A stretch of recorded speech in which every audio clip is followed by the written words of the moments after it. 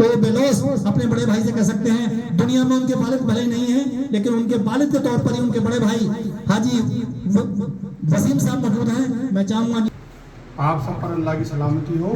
نحمدہ و نصلی علی رسول الکریم. میں جب یہاں اس طرح کے جو پروگرام ہوتے ہیں پولیٹیکل یا سماجک بہت کم فرنٹ پر آتا ہوں. جو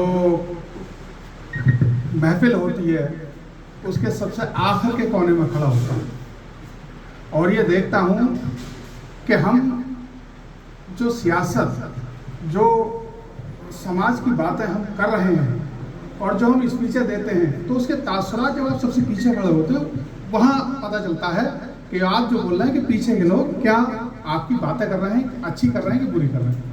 بیسیکلی میں پردے کے پیچھے رہ کر کوشش کرتا ہوں کہ زیادہ سے زیادہ جو میرے مرحوم والد صاحب نے جو بیڑا اٹھایا تھا, جو ایجوکیشن کی بات کی تھی, جو سیاست میں خدمت کی بات کی تھی, کہ کیا ہم ان کے بعد اس چیز کو صحیح سے کر رہے ہیں یا نہیں.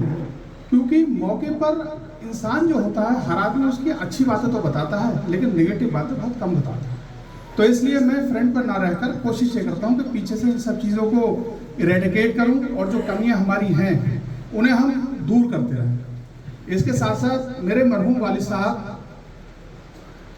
ایجوکیشن پر سب نے غور کیا اور تھا بھی کہ وہ اسی پر زور دیتے اور کہتے تھے کہ جب میں وکالت سے ریٹائر ہو جاؤں گا تو صرف ایک چیز پر دھیان دوں گا, وہ دوں گا ایجوکیشن پر. اور وہ زیادہ تر جب ایجوکیشن کے ذکر و ذکرات ہوتے تھے تو میرا جب انجینئرنگ میں ایڈمیشن کی بات تھی تو میں ٹیسٹ دیتا تھا اور میں انٹرویو ہوتا تھا اور نہیں نکال پاتا تھا. تو میرے لیے اتنے کوشاں تھے وہ کہ وہ بہار تک جاتے تھے, دلی تک جاتے تھے کہ نہیں مجھے اس کا انجینئرنگ میں ایڈمیشن کرانا ہے. اور ساتھ میں یہ کہتے تھے کہ اگر میرے گھر سے ایک بچہ اگر ٹیکنیکل بن جائے گا تو وہ سب کا بھلا کرے گا. جیسے گھر میں ڈاکٹر بن جاتا ہے, ایک انجینئر بن جاتا ہے, تو ہر ایک کی بھلائی کی چیزیں, ہر ایک کی بھلائی کی باتیں ہوتی ہیں.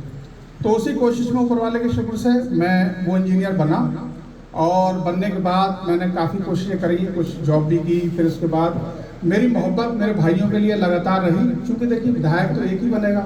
اب ہم 4 بھائی ہیں تو ہم تینوں بھائیوں نے اپنے مجھ سے چھوٹے بھائی فہیم کے لیے سب کو ایک ساتھ کر اسے آگے بڑھایا.